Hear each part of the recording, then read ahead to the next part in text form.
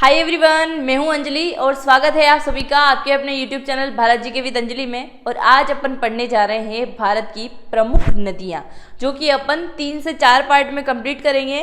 सर्वप्रथम मैं आपको पढ़ाऊंगी भारत की सिंधु नदी और भारत की प्रमुख नदियां जिनसे बनने वाले विगत वर्षों में पूछे गए प्रश्न भी मैं आपको इस पार्ट में करवाने वाली हूँ। तो चलिए शुरुआत करते हैं आज के इस नए सेशन की।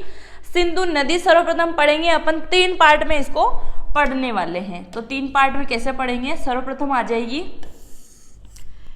क्या आ जाएगी? हिमालय नदी, हिमालय अपवाह तंत्र, अपवाह तंत्र क्या आ जाएगा? हिमालय अपवाह तंत्र। इसके अंतर्गत अपन सर्वप्रथम क्या पढ़ेंगे? सिंधु नदी। दूसरे के अंदर आ जाएगी ब्रह्मपुत्र, ब्रह्मपुत्र। और तीसरे में कौन सी नदी आ जाएगी? तो आ जाएगी गंगा नदी। यानी कि अगर आपसे एग्जाम में क्वेश्चन पूछा जाए कि हिमालय अपवाह तंत्र में कितनी नदियां शामिल हैं, तो आपका आंसर होगा सिंधु नदी, ब्रह्मपुत्र नदी और गंगा नदी।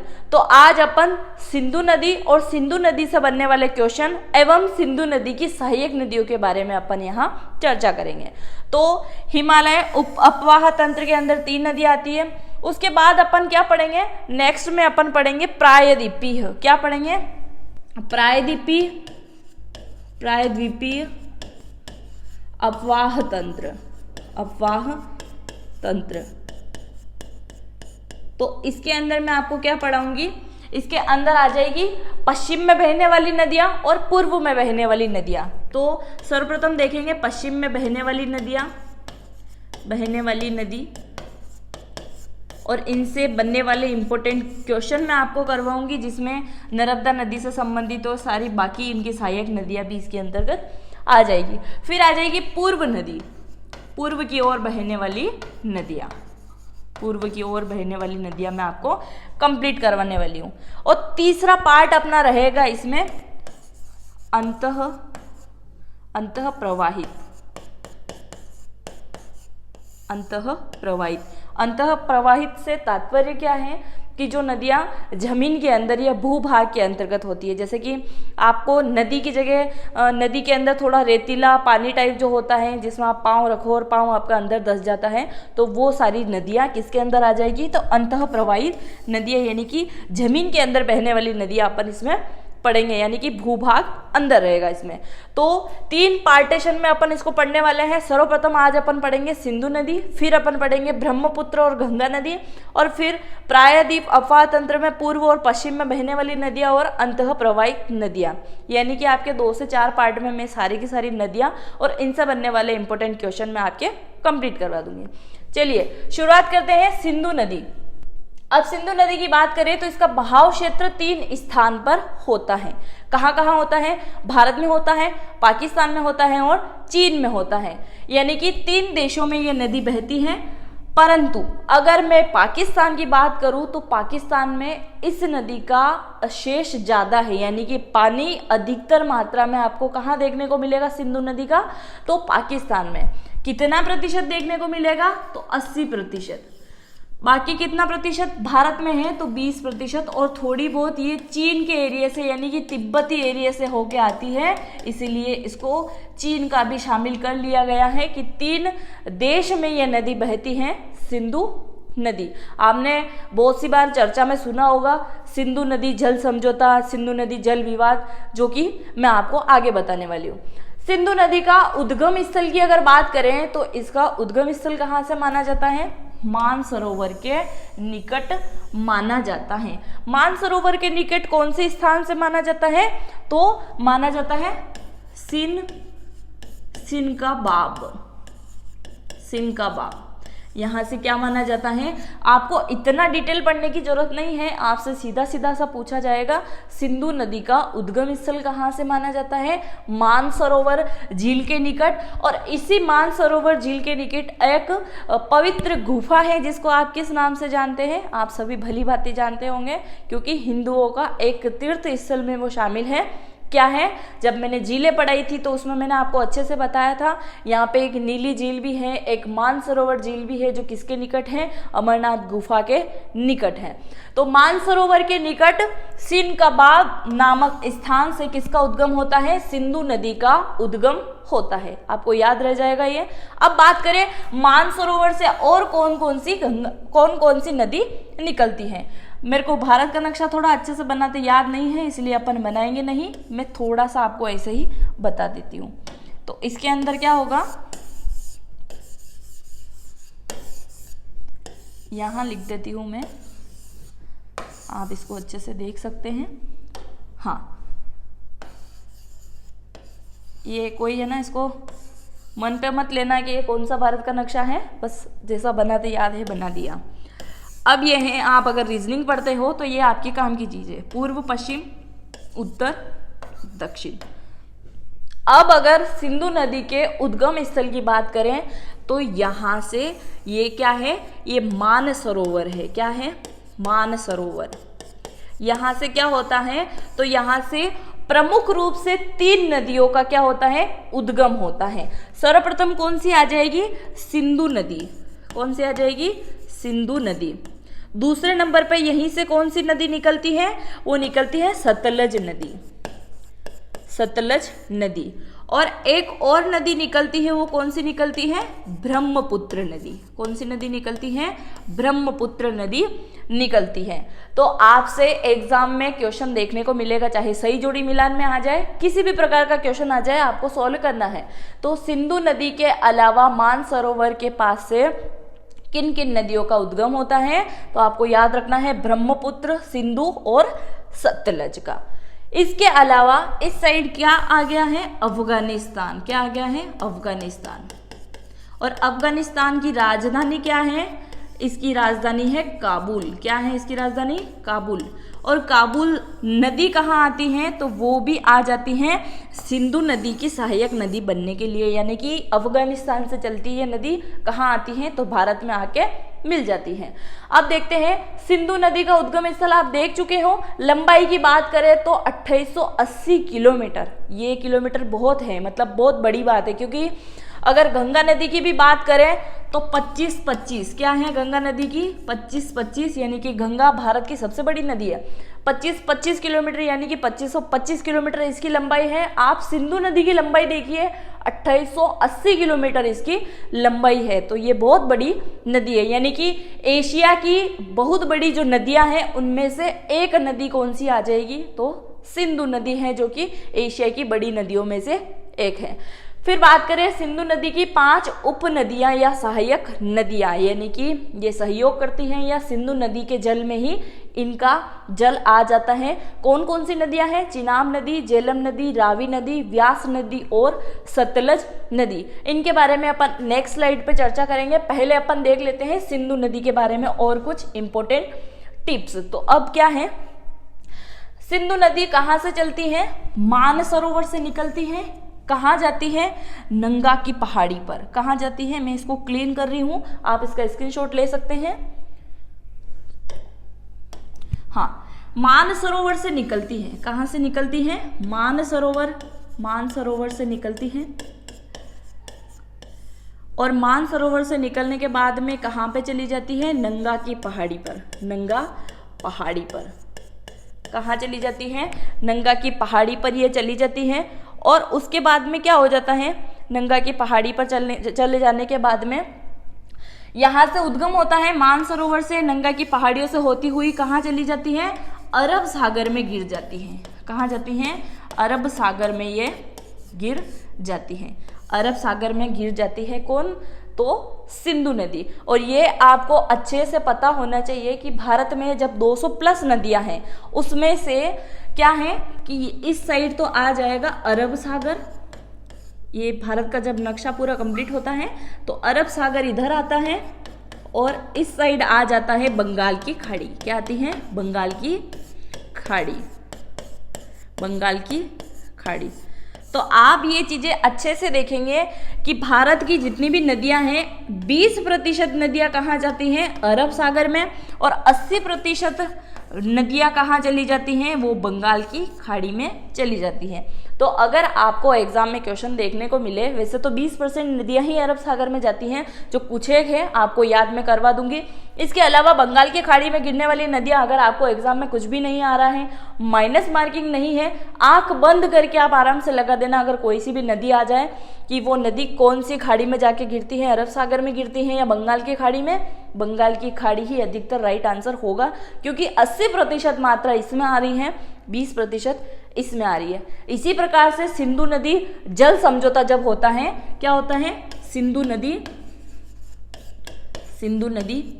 जल समझौता जब होता है, समझौता जब होता है तो क्या होता है, सिंधु नदी जल समझौता जब होता है, कब होता है, 1960 में। कब होता है, 1960 में।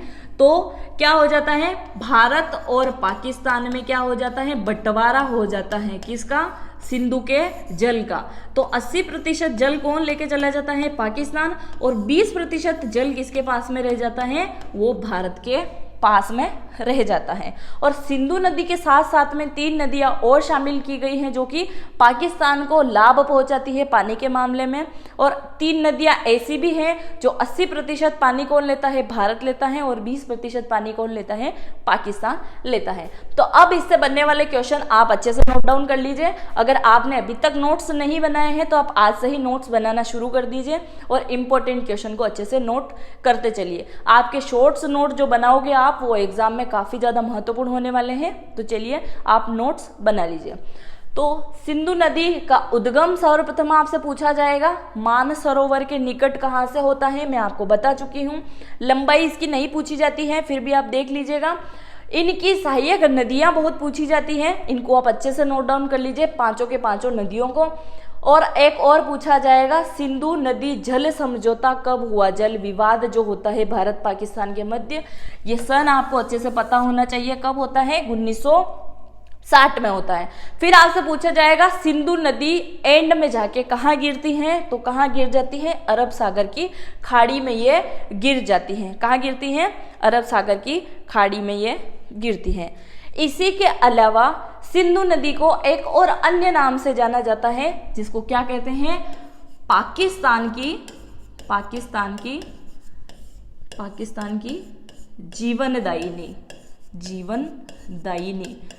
यानी कि यहाँ सिंचित विद्युत ऊर्जा या नहरें सारी की सारी किससे संचालित मान सकते हैं आप, सिंधु नदी से, क्योंकि पाकिस्तान की जीवनदायिनी इसको बोला गया है। ये थे सिंधु नदी से संबंधित इंपॉर्टेंट क्वेश्चन जो मैं आपको बता चुकी हूँ। अब अपन देखने वाले हैं सिंधु की जो 5 उप सहायक नदियां हैं, इनके बारे में डिटेल, जो कि आपके एग्जाम में किस प्रकार से प्रश्न पूछे गए थे या आने की संभावना क्या है। आप इसका स्क्रीनशॉट ले सकते हैं। आगे बढ़े। नेक्स्ट, चिनाब नदी के बारे में अपन कुछ महत्वपूर्ण तथ्य देख लेते हैं। बारालाचा कहाँ से होता है, बारालाचा दर्रा जो है वहां से क्या होता है, इसका उद्गम होता है। किसका, चिनाब नदी का बारालाचा दर्रा से उद्गम माना गया है। जो बारालाचा कहाँ पे पड़ता है, ये आ जाता है हिमाचल प्रदेश में। कहाँ आ जाता है, हिमाचल प्रदेश में ये आ जाता है। अब दर्रा किसे कहा जाता है, दर्रा क्या होता है, जैसे ये 2 पहाड़ हैं, क्या हैं, 2 पहाड़ बने हुए हैं। क्या बने हुए हैं, 2 पहाड़, इनके बीच में एक गहरी सकरी खाई है। अगर ये थोड़ी और चौड़ाई में बदल जाए तो इसको दर्रा कहा जाता है। इसकी चौड़ाई थोड़ी और बढ़ जाए तो इसको घाटी कह सकते हैं, घाटी, क्योंकि नदी क्या करती है, दोनों को बीच से काट के फिर निकलती है। और ये वाले क्वेश्चन आपके एग्जाम में आते हैं कि 2 पहाड़ों को काटने वाली नदी को क्या कहा जाता है, किसका निर्माण करती है, तो वो वी का निर्माण करती है। अब मैंने आपको बताया है कि 2 पहाड़ के बीच में बहने वाला दर्रा या घाटी होती है, तो आप इसको ऐसे नहीं और ऐसे याद करोगे तो आपको अच्छे से याद हो जाएगा कि घाटी किसका निर्माण करती है, तो वो वी का निर्माण करती है। अब चिनाब नदी, बारालाचा दर्रा, ये हिमाचल प्रदेश के अंदर आ जाता है, वहां से क्या होता है, इसका उद्गम होता है। अब चिनाब नदी क्या है, चिनाब नदी का उपनाम आपसे अगर पूछा जाए तो इसका उपनाम क्या होगा, चंद्रभागा। क्यों कहा जाता है चंद्रभागा, क्योंकि हिमाचल यानी कि हिमाचल की पहाड़ियों से हिमाचल की पहाड़ियों से क्या होता है, हिमाचल की पहाड़ियों से टांडा, क्या होता है, एक टांडा एक एरिया है, वहां से नदी का उद्गम होता है चंद्र और भागा। किसका, चंद्र और भागा। ये दो प्रमुख नदियां हैं, क्या हैं, अलग अलग दो नदियां हैं जिनको सम्मिलित किया गया है, चंद्र और भागा। दोनों की नदियां किस में जाके मिल जाती हैं, तो चिनाब नदी में जाके गिर जाती हैं। तो ये चंद्र और ये भागा कहाँ से आती है, ऊंची चोटी से आती है, हिमाचल प्रदेश की पहाड़ियों से, और कहाँ आके मिल जाती हैं, चिनाब के अंदर मिल जाती हैं। कहाँ मिलती हैं, चिनाब नदी में मिल जाती हैं। इसी वजह से चिनाब नदी आगे जाकर किस नाम से कहलाती है, तो चंद्रभागा इसको कहा जाता है। अब बात करें इस नदी के प्रवाह क्षेत्र का, तो ये पाकिस्तान और भारत में जाती है। पाकिस्तान और भारत में जाने वाली 5 नदियां नहीं है, सिर्फ 4 नदियां हैं, क्योंकि सिंधु की 5 नदियां अपन सहायक पढ़ रहे हैं, उनमें से एकमात्र नदी है जो कि पाकिस्तान के अंतर्गत नहीं जाती है, और यही वाला क्वेश्चन आपके एग्जाम में पूछा जाएगा। तो आप इसको अच्छे से नोट डाउन करेंगे, मैं कौन सी नदियां नहीं जाती हैं और कौन सी जाती है मैं आपको आगे बताते चलूंगी। तो आप अच्छे से नोट डाउन करिए। इस नदी का प्रवाह क्षेत्र पाकिस्तान और भारत यानी कि 2 देश के अंतर्गत आ जाता है, चिनाब नदी का, क्योंकि क्या है, सिंधु नदी की सहायक नदियां हैं, कहीं ना कहीं चल के घूम फिर के आएगी, पर जाएगी कहाँ पे, सिंधु नदी में, और सिंधु नदी एंड में कहाँ चली जाती है, अरब सागर में चली जाती है। चिनाब नदी की अगर मैं लंबाई की बात करूं तो इसकी लंबाई क्या आ जाएगी, 960 किलोमीटर इसकी लंबाई आ जाएगी। किसकी, चिनाब नदी की।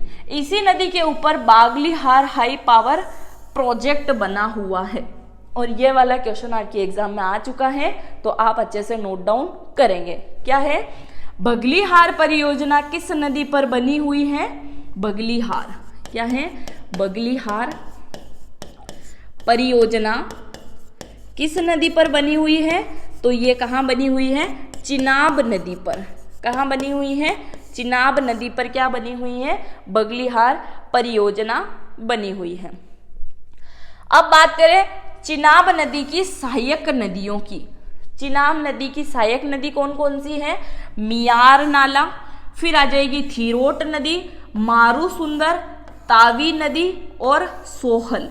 ये क्या है, तो चिनाब नदी की सहायक नदियां हैं। इनमें से एक ही नदी को बार बार पूछा जाता है, तावी नदी, जो कि भारत में रावी नदी के नाम से जानी जाती है, और पाकिस्तान में जाते ही इस नदी का नाम क्या हो जाता है, तावी नदी इसका नाम हो जाता है। और इसी से संबंधित आपके एग्जाम में क्वेश्चन बनेगा कि चिनाब की सहायक तावी नदी को भारत में किस नाम से जाना जाता है, तो रावी नदी के नाम से जाना जाता है, या फिर आपको कंफ्यूज करने के लिए क्वेश्चन दे दिया जाएगा कि चिनाब नदी की सहायक नदी जो है पाकिस्तान में जाती है उसका नाम बताइए, या फिर चिनाब नदी की सहायक नदी का नाम बताइए। तो दोनों ही नाम कोई भी आ जाए आपको कंफ्यूज नहीं होना है। रावी नदी आए तो भी चिनाब नदी की सहायक नदी होगी, और तावी नदी आए तो भी इसी की सहायक नदी होगी। अब इसके अलावा अगर अपन इसके बहने की बात करें या प्रवाह क्षेत्र की अगर बात करें, पाकिस्तान में तो जाती है, पर होता क्या है, हिमाचल प्रदेश से इसकी शुरुआत होती है। कहाँ से होती है, हिमाचल प्रदेश से, HP से इसकी शुरुआत होती है, फिर जाती है ये जम्मू कश्मीर में। कहाँ जाती है, जम्मू कश्मीर। जम्मू से होती हुई कहाँ चली जाएगी, कश्मीर में चली जाएगी। कहाँ जाएगी, कश्मीर से। कश्मीर से कहाँ चली जाएगी, पंजाब में चली जाएगी, और पंजाब से कहाँ जाएगी, पंजाब से चली जाएगी पाकिस्तान में। कहाँ जाएगी, पाकिस्तान में। तो ये इसका प्रवाह क्षेत्र है, किसका, चिनाब नदी का ये प्रवाह क्षेत्र है। और यह प्रमुख नदी क्या है, एक नदी मैं आपको और पढ़ा चुकी हूँ जो सिंधु नदी जल समझौते में शामिल है। सिंधु नदी जल समझौते में शामिल है। कौन सी नदी आ जाएगी, चिनाब नदी। कौन सी आ जाएगी, चिनाब नदी। अब इस नदी से बनने वाले इंपॉर्टेंट क्वेश्चन आप अच्छे से नोट डाउन करेंगे। कौन कौन से क्वेश्चन है, चिनाब नदी कहाँ से इसका उद्गम होता है, तो बारालाचा दर्रा हिमाचल प्रदेश से इसका उद्गम होता है। सारी की सारी नदियों के उद्गम स्थल काफ़ी ज़्यादा महत्वपूर्ण हैं, तो आप इनको अच्छे से नोट डाउन करेंगे। फिर नेक्स्ट क्वेश्चन आपसे पूछा जाएगा, इस नदी के ऊपर कौन सी परियोजना या प्रोजेक्ट बना हुआ है? तो बगलीहार प्रोजेक्ट आपको याद रखना है। कौन सा? और इसके साथ साथ में और कौन कौन सा है? बगलीहार के साथ साथ में एक और आ जाएगा, मैं यहाँ से क्लीन कर देती हूँ तो आपको समझाने में थोड़ा आसान होगा।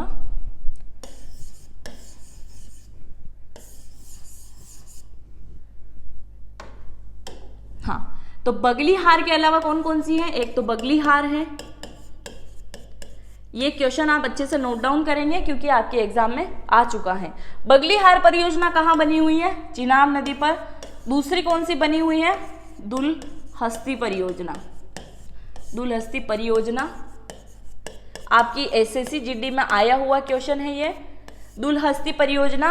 और इसके अलावा कौन कौन सी आ जाएगी? एक और सलल परियोजना। क्या आएगी? सलल परियोजना। सलल परियोजना। सलल परियोजना ये आरपीएफ में पूछा गया क्वेश्चन है। किसमें? आरपीएफ में पूछा गया क्वेश्चन है। सलल परियोजना, दुलहस्ती परियोजना और बगलीहार परियोजना, तीनों की तीनों परियोजना काफी ज्यादा महत्वपूर्ण है और आपकी एग्जाम में आ भी चुकी है, तो आप इनको अच्छे से नोट डाउन कर लीजिए। बगलीहार, दुलहस्ती परियोजना और सलल परियोजना, तीनों की तीनों परियोजना काफी महत्वपूर्ण है। किस नदी पर बनी हुई है? चिनाब नदी पर बनी हुई है। आगे बढ़े, नेक्स्ट है, कौन सी नदी है नेक्स्ट? झेलम नदी। कौन सी आ जाएगी? झेलम नदी। इसको झेलना हर किसी की बात नहीं है। झेलम नदी की अगर बात करें तो उद्गम स्थल माना जाता है जम्मू कश्मीर के वेरीनाग। जम्मू कश्मीर के वेरीनाग यानी कि शेषनाग झील के यहाँ से, शेषनाग झील के यहाँ से क्या माना जाता है? इसका उद्गम माना जाता है झेलम झील का।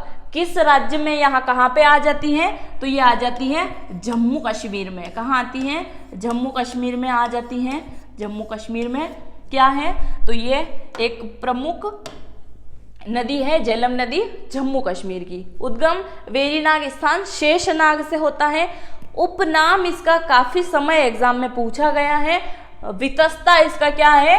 तो इसका उपनाम है। यह नदी प्रायः जम्मू कश्मीर और पाकिस्तान अधिकृत कश्मीर को क्या कहा जाता है? पीओके। और ये भी अपन वापस लेके रहेंगे। ये शब्द किसके थे? अमित शाह के। तो ये आपको पता होना चाहिए। तो जम्मू कश्मीर और पाकिस्तान अधिकृत कश्मीर के अंतर्गत एवं पंजाब में ये नदी बहती है। यानी कि सामान्यतः ये जम्मू कश्मीर के बाद में कहाँ चली जाती हैं?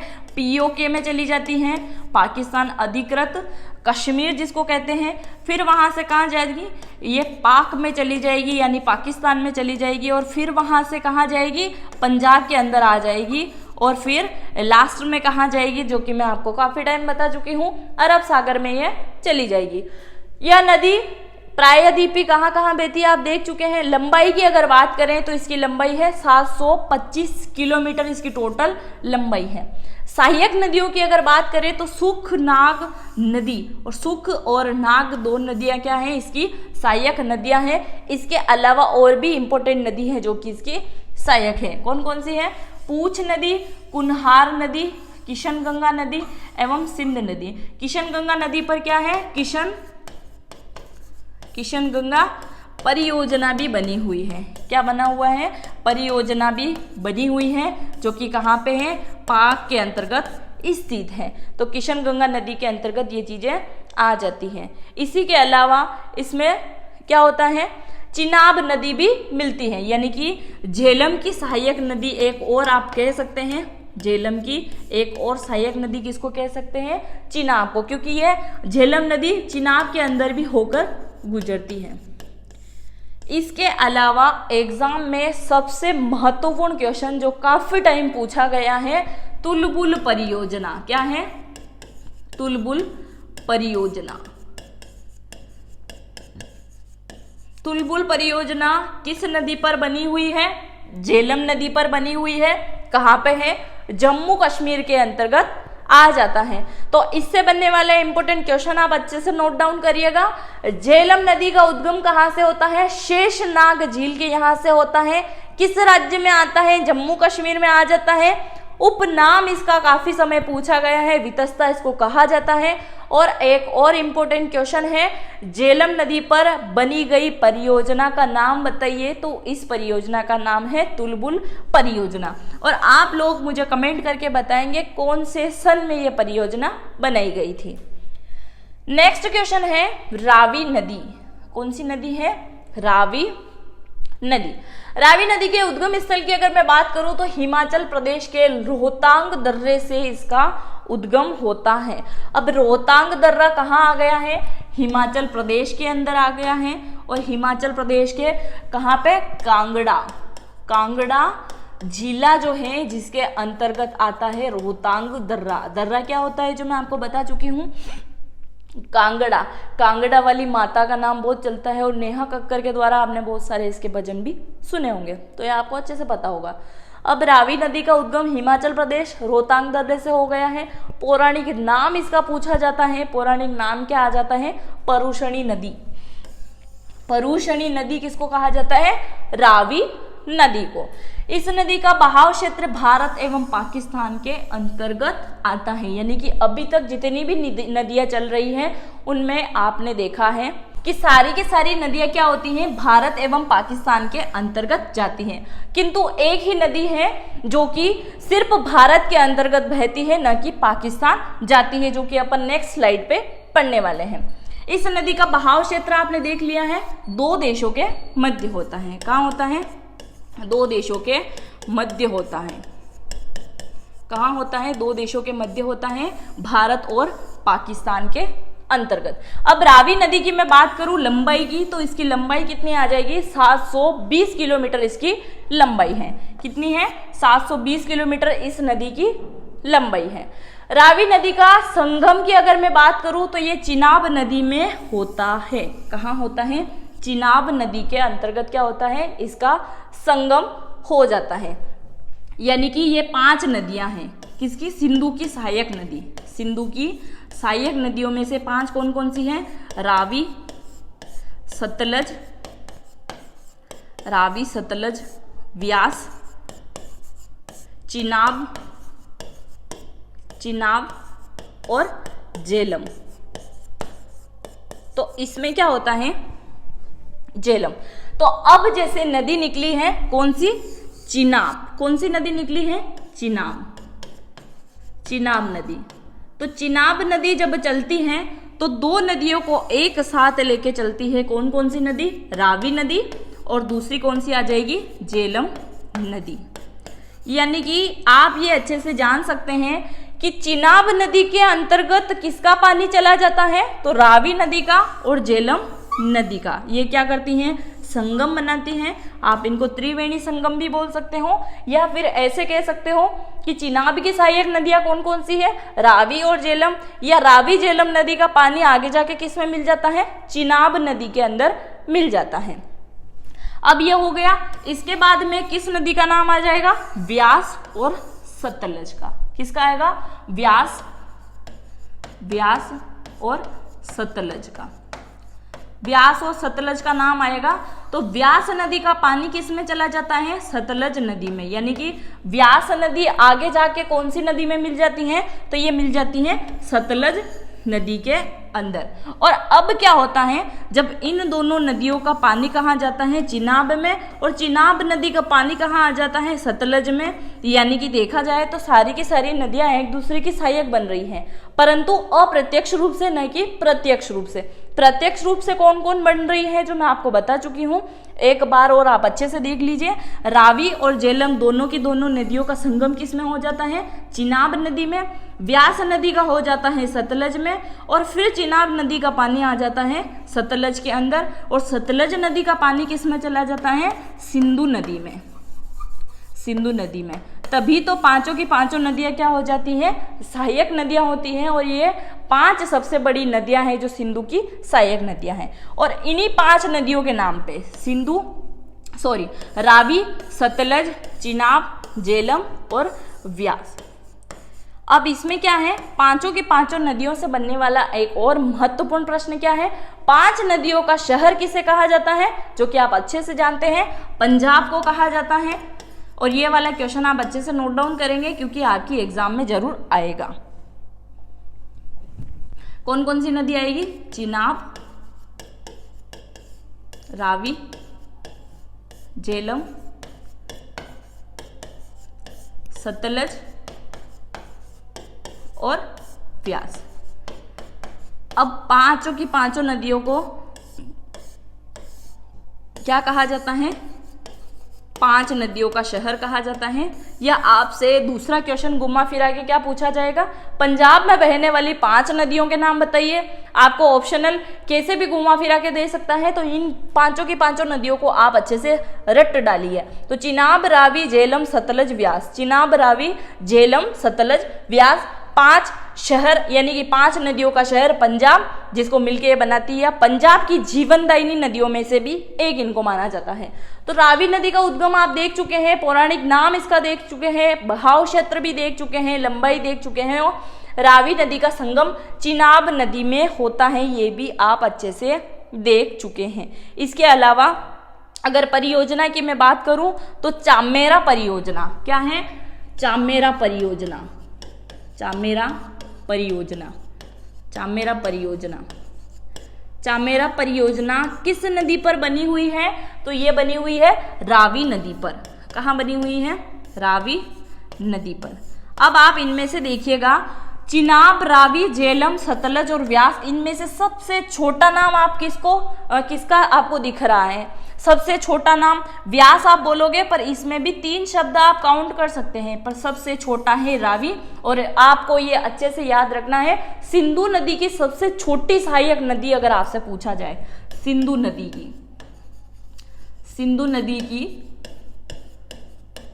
सबसे छोटी सहायक नदी, सबसे छोटी सहायक नदी, तो वो कौन सी आ जाएगी, तो वो आ जाएगी रावी नदी। यानी कि सबसे छोटा नाम तो सबसे छोटी नदी। और अगर आपसे सबसे बड़ी सहायक नदी आपसे पूछा जाए तो वो चिनाब है, जो कि मैं आपको अच्छे से बता चुकी हूँ। ये थी रावी नदी के बारे में कुछ महत्वपूर्ण बातें, और आप इनको अच्छे से नोट डाउन करते चलिएगा। नेक्स्ट है व्यास नदी, और यह एकमात्र नदी है जो कि पाकिस्तान के अंतर्गत नहीं जाती है और सिर्फ भारत में ही इसका बहाव क्षेत्र है, यह आप अच्छे से याद कर लीजिएगा। व्यास नदी, इसका उद्गम स्थल व्यास कुंड से होता है। कहाँ से होता है, व्यास कुंड से इसका उद्गम होता है। और ये कहाँ पे आ जाता है व्यास कुंड, तो ये भी आ जाएगा हिमाचल प्रदेश में, हिमाचल प्रदेश में। यानी कि 5 नदियां अपन ने पढ़ी हैं, उनमें से 3 नदियों का हिमाचल प्रदेश में उद्गम होता है, एक नदी का जम्मू कश्मीर में होता है, एक नदी का तिब्बत क्षेत्र में होता है, और बाकी मानसरोवर से संबंधित किस किस का होता है मैं आपको बता चुकी हूँ। ये अच्छे से पता होना चाहिए। मानसरोवर थोड़ा आउट ऑफ आ गया है, जो कि पूर्वी और एरिया जो मैं आपको बता चुकी हूँ, पूर्व, पश्चिम, उत्तर, दक्षिण, यानी उत्तर पूर्व से इसका उद्गम होता है, ये मैं आपको बता चुकी हूँ। व्यास नदी का उपनाम क्या है, विपाशा इसको कहा जाता है। केकई काल यानी कि रामायण महाभारत से इसका नाम विपाशा पड़ा था, ये आपको पता होगा। इस नदी का प्रवाह क्षेत्र कहाँ है, पंजाब एवं हिमाचल प्रदेश में है, क्योंकि आपको यहाँ पाकिस्तान का नाम देखने को नहीं मिलेगा। चाहे ये नदियाँ एक दूसरे के साथ संगम मिलाती हो, त्रिवेणी बनती हो, या एक दूसरे के अंतर्गत इनका पानी जाता हो, फिर भी ये नदी व्यास नदी पाकिस्तान के अंतर्गत नहीं जाती है। तो सिंधु नदी की सहायक नदियों में से एकमात्र नदी है जिसका पानी कहाँ है, सिर्फ भारत के अंतर्गत है, पाकिस्तान में नहीं जाता है। लंबाई की अगर मैं बात करूं तो 460 किलोमीटर क्या है, इसकी लंबाई है व्यास नदी की। और यह नदी व्यास कुंड से निकलकर पीर पंजाल पर्वत श्रृंखला से होते हुए रोहतांग दर्रे में जाती है। कहाँ जाती है, रोहतांग दर्रे में ये चली जाती है। और इसी नदी का क्या है, तो एक मतलब जल विवाद चल रहा है। किसके साथ साथ में चल रहा है इसका जल विवाद, तो इसका जल विवाद चल रहा है व्यास नदी का, व्यास नदी का किसके साथ में चल रहा है? रावी नदी के साथ में। किसमें? रावी नदी के साथ में क्या है? इसका जल विवाद चल रहा है। कौन कौन से मतलब इसमें राज्य शामिल है, ये आपसे पूछा गया। तो व्यास नदी और रावी नदी जो पानी का जल विवाद चल रहा है, ये कौन कौन के राज्यों के मध्य आता है? तो ये आ जाता है हरियाणा, और दूसरा कौन सा आ जाएगा? पंजाब। और इनका जो ये केस है ये कहाँ पे चल रहा है? चंडीगढ़ में चल रहा है। चंडीगढ़ में, जो आपके अच्छे से पता है आपको कि दोनों की राजधानी एक ही है, और इनका उच्च न्यायालय भी आप मान सकते हैं। तो न्यायालय तक बात पहुंच चुकी है, और यहाँ पे इनका जल विवाद का चल रहा है, व्यास नदी और रावी नदी, जो कि कहाँ पे है? चंडीगढ़ में इसका केस चल रहा है। ये वाला क्वेश्चन आपके एग्जाम में आ चुका है, इसलिए मैंने आपको बताया है। तो व्यास नदी और रावी नदी का जल समझौता किन दो राज्यों के मध्य चल रहा है? तो ये आप अच्छे से नोट डाउन कर लीजिएगा, हरियाणा और पंजाब के मध्य। यह नदी व्यास कुंड से निकलकर, यानी कि हिमाचल प्रदेश के व्यास कुंड से निकलती है, पीर पंजाल पर्वत से होते हुए कहाँ? रोहतांग दर्रे तक चली जाती है। इस नदी को हिमाचल प्रदेश की जीवनदायिनी नदी भी कहा जाता है। आपसे क्वेश्चन पूछा जाएगा, हिमाचल प्रदेश की जीवनदायिनी नदी किसको कहा जाता है? व्यास नदी को कहा जाता है। और एकमात्र नदी है जो पाकिस्तान में नहीं जाती हैं, जो सिंधु की सहायक नदियां हैं उनमें से नहीं जाती है। क्लियर है? इसी के अलावा अगर एक और क्वेश्चन बने इंपॉर्टेंट, तो वो आ जाएगा व्यास नदी पर बना हुआ बांध। कौन सा बांध है? बांध पोंग बांध। कौन सा बांध है? पोंग बांध। कहाँ बना हुआ है? व्यास नदी पर बना हुआ है। और इसी नदी के जस्ट पीछे की साइड में क्या है? एक जलाशय है, जलकुंड आप बोल सकते हैं, या फिर जलाशय बोल सकते हैं, पानी का एकत्रीकरण भी आप बोल सकते हैं। तो जलाशय है, इसका नाम क्या है? महाराणा प्रताप। ये अगर महाराणा प्रताप सागर आपसे पूछा जाए तो वो राजस्थान के अंतर्गत बना हुआ बांध है, परंतु यहाँ हिमाचल प्रदेश की बात हो रही है। पोंग बांध यहाँ बना हुआ है, जिसमें जलाशय का नाम आपसे पूछा गया है, न कि बांध का। तो जलाशय महाराणा प्रताप के नाम से एक जलाशय यहाँ बना हुआ है, पोंग बांध के पीछे की साइड में। नेक्स्ट है सतलज नदी। इस नदी का उद्गम स्थल मानसरोवर से होता है, और मानसरोवर कहाँ पे है? जो मैं आपको बता चुकी हूँ, ये भारत से बाहर तिब्बती एरिया का पूरा मैं आपको क्लियर कर चुकी हूँ। यहाँ से किस किस नदी का हुआ था? सिंधु नदी का हुआ था, ब्रह्मपुत्र नदी का हुआ था, और सतलज नदी का हुआ था। तो ये इसकी सहायक नदी भी बनती है, पर उद्गम स्थल इनका एक ही जगह से माना जाता है। यह नदी पंजाब में बहने वाली 5 नदियों में से एक है, जो कि मैं आपको अच्छे से नोट डाउन करा चुकी हूँ। इस नदी का प्रवाह क्षेत्र भारत एवं पाकिस्तान में है, यानी कि मैं आपको काफी टाइम बता चुकी हूँ कि 4 नदियां हैं जो कि भारत एवं पाकिस्तान के अंतर्गत जाती है, पर एक नदी है जो कि सिर्फ और सिर्फ भारत के अंदर है। वो कौन सी? व्यास नदी है।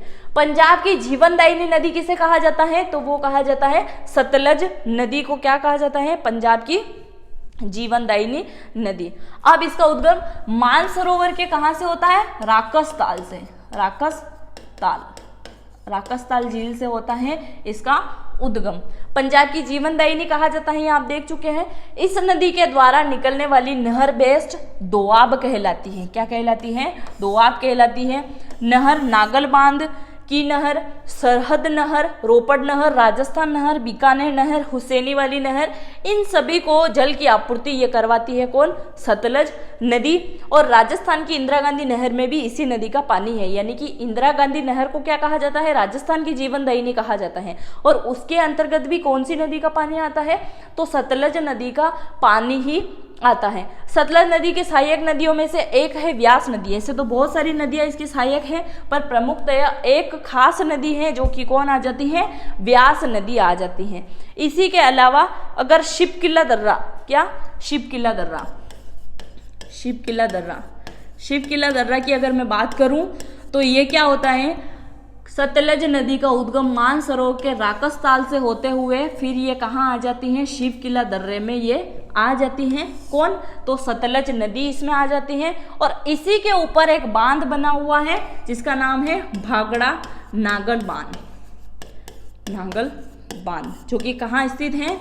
ये पंजाब के अंतर्गत स्थित है, क्योंकि ये नदी पंजाब में बहने वाली 5 नदियों में से एक है। तो आप इसको अच्छे से ऐसे ही नोट डाउन करके याद रख सकते हैं। भाखड़ा नागल बांध परियोजना किस पे बनी हुई है? तो वो सतलज नदी पर बनी हुई है। किस पे? सतलज नदी पर बनी हुई है भाखड़ा नागल बांध परियोजना। कहाँ पे आ जाता है ये? तो तिब्बत में आता है मानसरोवर। कहाँ आता है? तिब्बत एरिया में आ जाता है। इसके अलावा अब अपन देखेंगे कुछ प्रैक्टिस सेट जो कि आपकी एग्जाम में क्वेश्चन आने लायक है या पिछले विगत वर्षों में पूछे गए हैं। यानी कि मैंने इसमें वही क्वेश्चन शामिल किए हैं जो लगातार रिपीट होते चले हैं। तो आप अच्छे से देख लीजिएगा। किशनगंगा नदी किस नदी की सहायक नदी है? तो किसकी सहायक है? यह है झेलम नदी की।